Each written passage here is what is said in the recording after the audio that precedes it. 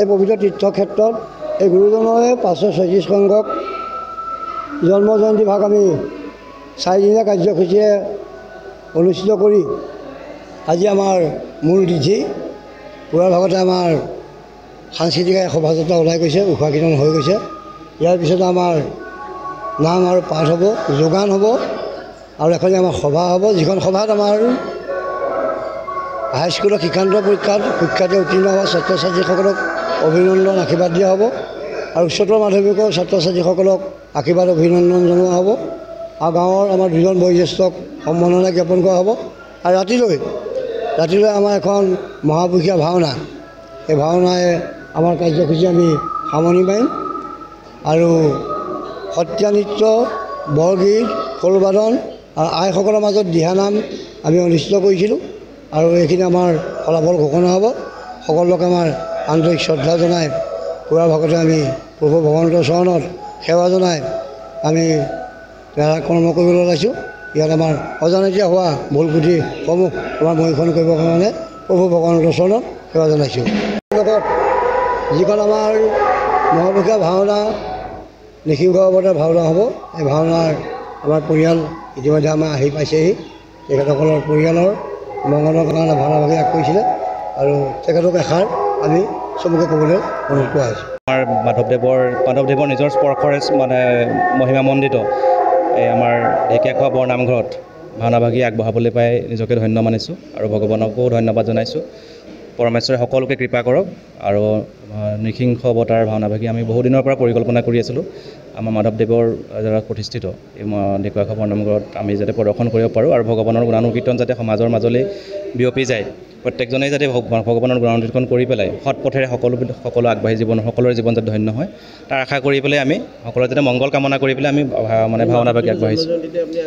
হয়, মাধৱদেৱৰ জন্মোৎসৱ আছিলে 537 সংখ্যক জন্মোৎসৱ। গতিকে পৰিচালনা সমিতিয়ে আমাক খুব সুন্দৰ দিন এটা আমাক উপহাৰ দিলে মানে ভাওনাভাগী আগবঢ়াবৰ কাৰণে। তেওঁলোকলৈকো আমি ধন্যবাদ জনাইছোঁ। এই পবিত্ৰ তীৰ্থক্ষেত্ৰত এই গুৰুজনৰে 536 সংখ্যক জন্ম জয়ন্তী ভাগ আমি 4 দিনীয়া কাৰ্যসূচীৰে অনুষ্ঠিত কৰি আজি আমাৰ মূল তিথি পুৱাৰ ভাগতে আমাৰ সাংস্কৃতিক শোভাযাত্ৰা ওলাই গৈছে, উষা কীৰ্তন হৈ গৈছে। ইয়াৰ পিছতে আমাৰ নাম আৰু পাঠ হ'ব, যোগান হ'ব আৰু এখনি আমাৰ সভা হ'ব, যিখন সভাত আমাৰ হাইস্কুলৰ শিক্ষান্ত পৰীক্ষাত সুখ্যাতি উত্তীৰ্ণ হোৱা ছাত্ৰ ছাত্ৰীসকলক অভিনন্দন আশীৰ্বাদ দিয়া হ'ব আৰু উচ্চতৰ মাধ্যমিকৰ ছাত্ৰ ছাত্ৰীসকলক আশীৰ্বাদ অভিনন্দন জনোৱা হ'ব আৰু গাঁৱৰ আমাৰ দুজন বয়োজ্যেষ্ঠক সম্মাননা জ্ঞাপন কৰা হ'ব। আৰু ৰাতিলৈ আমাৰ এখন মহাপুৰুষীয়া ভাওনা, এই ভাওনাই আমাৰ কাৰ্যসূচী আমি সামৰণি মাৰিম আৰু সত্ৰীয়া নৃত্য, বৰগীত, খোলবাদন আৰু আইসকলৰ মাজত দিহানাম আমি অনুষ্ঠিত কৰিছিলোঁ আৰু এইখিনি আমাৰ ফলাফল ঘোষণা হ'ব। সকলোকে আমাৰ আন্তৰিক শ্ৰদ্ধা জনাই পুৱাৰ ভাগতে আমি প্ৰভু ভগৱন্তৰ চৰণত সেৱা জনাই আমি কৰ্ম কৰিবলৈ ওলাইছোঁ। ইয়াত আমাৰ অজানিতে হোৱা ভুল ত্ৰুটিসমূহ আমাৰ মহীখন কৰিবৰ কাৰণে প্ৰভু ভগৱন্তৰ চৰণত সেৱা জনাইছোঁ। লগত যিখন আমাৰ মহাপুৰুষীয়া ভাওনা নিসিংহ অৱতাৰ ভাওনা হ'ব, এই ভাওনাৰ আমাৰ পৰিয়াল ইতিমধ্যে আমাৰ আহি পাইছেহি।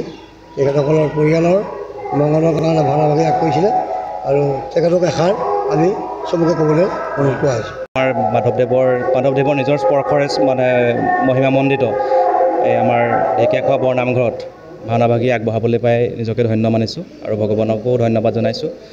পৰমেশ্বৰে সকলোকে কৃপা কৰক আৰু নৃসিংহ অৱতাৰ ভাওনাভাগী আমি বহুদিনৰ পৰা পৰিকল্পনা কৰি আছিলোঁ।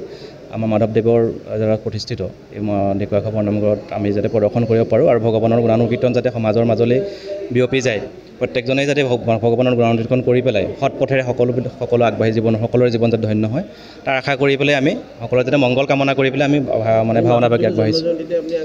হয়, মাধৱদেৱৰ জন্মোৎসৱ আছিলে 537 সংখ্যক জন্মোৎসৱ। গতিকে পৰিচালনা সমিতিয়ে আমাক খুব সুন্দৰ দিন এটা আমাক উপহাৰ দিলে মানে ভাওনাভাগী আগবঢ়াবৰ কাৰণে। তেওঁলোকলৈকো আমি ধন্যবাদ জনাইছোঁ। মোৰ লখিমী কেইজনীয়ে ইমান বেছিকৈ গাখীৰ দিয়ে, মনটো একেবাৰে ভাল লাগি যায়। বিয়মৰ দানা খোৱাৰ পৰা মই বেছিকৈ লাভৱান হৈছোঁ। আপোনালোকেও বিয়মৰ দানা খুৱাওক আৰু এইটো বেছিকৈ লাভ কৰক।